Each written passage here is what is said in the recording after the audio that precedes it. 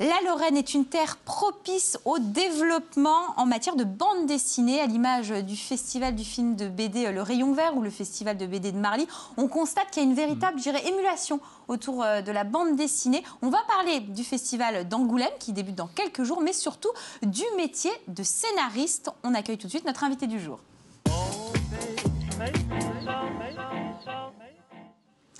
Florent Baudry, alias Locorce, qui nous rejoint immédiatement. Bonsoir à vous, Florent. Bonsoir. Donc, scénariste en bande dessinée. C'est cela. C'est un métier et une passion. Les deux. Bon résumé.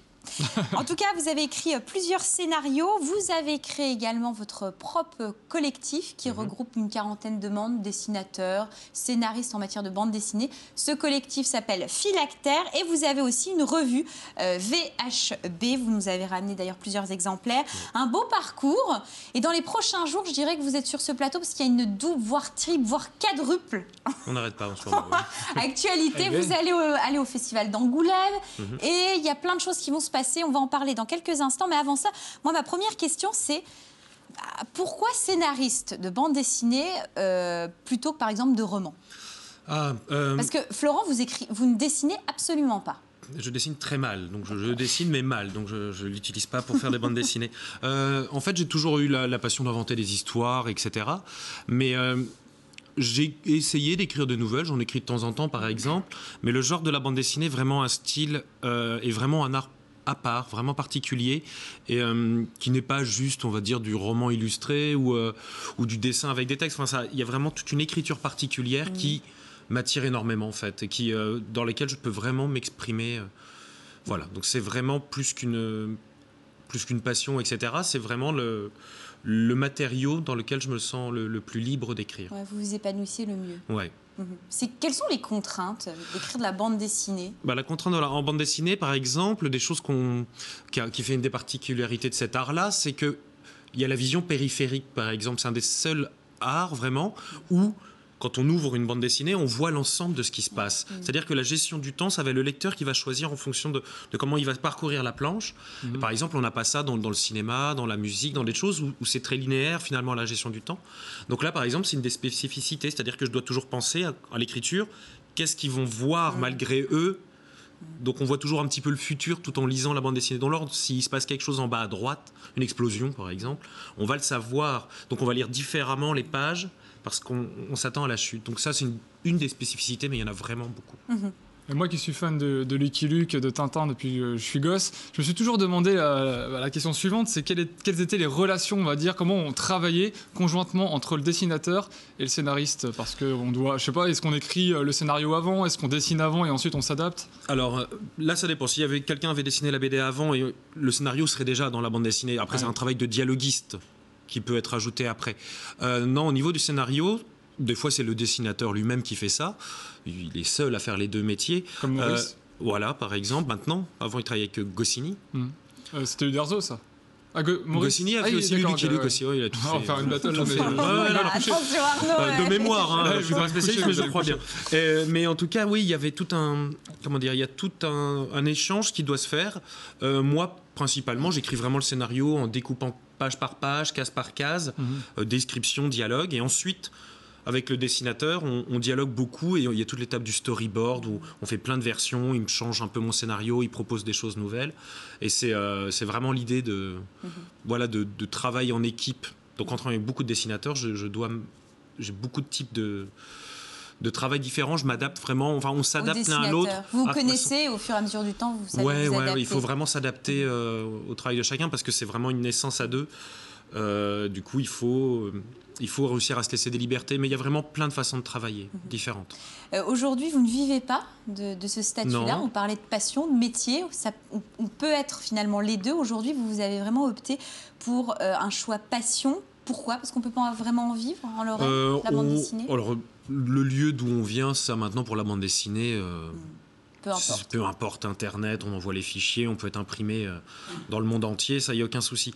Non, c'est pas forcément non plus un choix super militant, c'est-à-dire que si un éditeur qui a une plus grosse structure que la nôtre me disait on vous publie, on vous paye à travers la France, je serais content.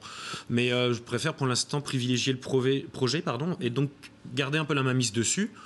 Et puis aussi faire mes preuves, faire mes armes aussi. C'est un peu le but du collectif phylactère, quoi. Ça nous permet de faire nos armes et d'être plus aguerris. Donc je le fais sans contrainte parce que je ne cherche pas à en vivre. Donc on le fait aussi, j'imagine, plus librement, de manière plus passionnée. Ouais, c'est différent, on le peut rapport créer des n'est pas le choses. même. Ouais, et on peut créer des choses qu'on n'oserait peut-être pas faire ailleurs, c'est-à-dire aller dans des styles un peu plus crus, ou pour certains auteurs, ou alors dans une certaine forme de réalisme qui serait peut-être comment dire, limitée par une plus grosse structure d'édition qui a des contraintes également. Donc dans votre revue VHB, vous faites véritablement plaisir. Complètement, oui. Quelles sont vos sources d'inspiration, Florent? Bon, je sais qu'en préparant cette émission, vous m'expliquiez que vous avez commencé la BD assez tôt, et notamment vous lisiez les bandes dessinées des super-héros de vos grands frères. Ouais. Quelles sont aujourd'hui vos références? Bah alors, je suis encore un grand lecteur de BD américaine, beaucoup comme ça pour le feuilleton, je suis. Mais il y a quelques scénaristes, par exemple, pour citer des scénaristes américains ou anglo-saxons. Bon, il y a Alan Moore qui est très très connu, à qui on doit beaucoup d'œuvres comme Watchmen, V pour Vendetta, etc. Adapté au cinéma, tout ça. Oui, qui a été entre autres connu pour ce qui a été adapté. Il y a un scénariste qui s'appelle Brian K. Vaughan, par exemple, un scénariste américain. Warren Ellis, un scénariste anglo-saxon, donc c'est beaucoup de références comme ça. Mais sinon, il y a aussi des auteurs français, par exemple le scénariste et même le dessinateur de Cap et de Croc, alors je crois que c'est Erol, j'ai peur de faire une erreur, qui a écrit aussi une autre BD qui s'appelait Garouflo. C'est une merveille à lire, et là on est vraiment dans de la BD plus classique franco-belge, mais il y a un goût de l'écriture qui est vraiment très fort. On ressent. Ouais.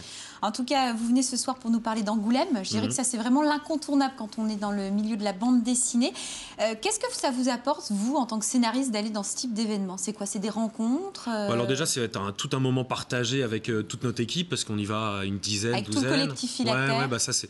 Donc comme je vous avais expliqué, grâce à la région Lorraine qui nous offre le stand, donc ça, c'est quand même super bien.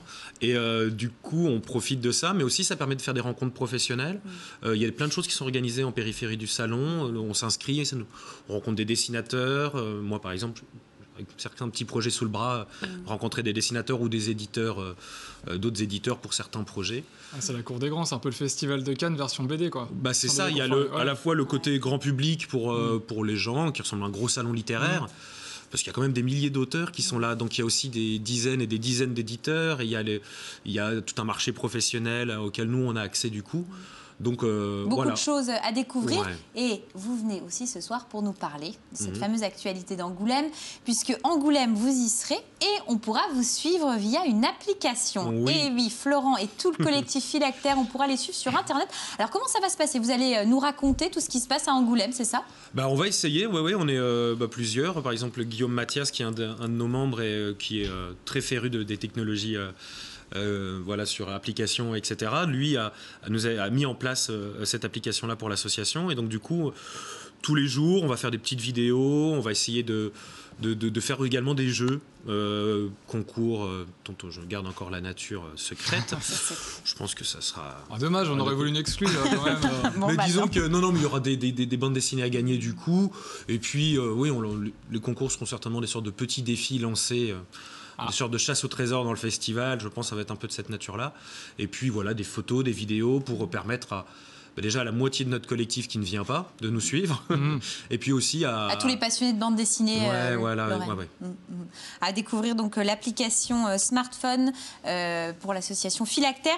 On pourra également découvrir le prochain numéro de VHB pendant et le premier jour du festival d'Angoulême, et on pourra vous y retrouver là-bas. Bon, à mon avis, c'est mieux de venir vous voir en Lorraine, c'est beaucoup plus facile. Oui. Pour le coup. Oui, bien, merci en tout cas, Florent. Vous restez avec nous? Je reste avec vous. On a plein de choses à vous faire découvrir ce soir. Et pour les amateurs de l'univers de la bande dessinée, notamment du comics, une émission à ne pas louper sur Mirabel TV. Côté comics, nouveau numéro, ça sera donc samedi à 20h15. Le 10e numéro, ils fêtent déjà leur 10e numéro, c'est beau. Ben voilà, tu vois que tu aimes aussi côté comics. Mais on est tous fans de côté comics, mais moi j'arrive pas à l'admettre, voilà, c'est comme ça.